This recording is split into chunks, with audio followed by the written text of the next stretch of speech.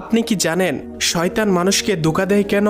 তো আল্লাহ তাআলা যখন শয়তানকে জান্নাত থেকে বের করে দিলেন, তখন শয়তান আল্লাহ তাআলাকে বলল, আপনি এই মানবজাতির জন্য আমাকে জান্নাত থেকে বের করে দিলেন, আপনার ইজ্জতের কসম, আমি আজীবনকাল এই মানবজাতিকে ধোঁকা দিতেই থাকবো।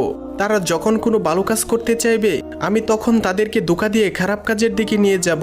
এইভাবে আমি তাদেরকে আপনার কাছ থেকে দূরে সরিয়ে নিয়ে যাব এবং তাদেরকে জাহান্নামী বানাবো। তখন আল্লাহ তাআলা শয়তানকে কি বলেছিলেন তা জানার আগে আপনি যদি মুসলিম ভাই বা বোন হয়ে থাকেন, তাহলে ভিডিওটিতে একটি লাইক এবং চ্যানেলটি সাবস্ক্রাইব করুন এবং আপনার সুন্দর নামটি কমেন্টে লিখে যান। তখন আল্লাহ তাআলা শয়তানকে বলল, তুই সারা জীবন আমার বান্দাদের ধোঁকা দিবি, তাদেরকে বিভিন্ন প্রকার গুনাহ করাবি, তাদের মুনাফিক বানাবি, তাদের বেনামাজি বানাবি। কিন্তু আমার বান্দারা যদি জীবনে একবার হলেও তাদের গুনাহের প্রতি অনুতপ্ত হয়ে আমি আল্লাহর কাছে 2 ফোঁটা চোখের পানি ফেলে ক্ষমা চায়, আমি আল্লাহ তাদের জীবনের সমস্ত গুনাহ মাফ করে দেব।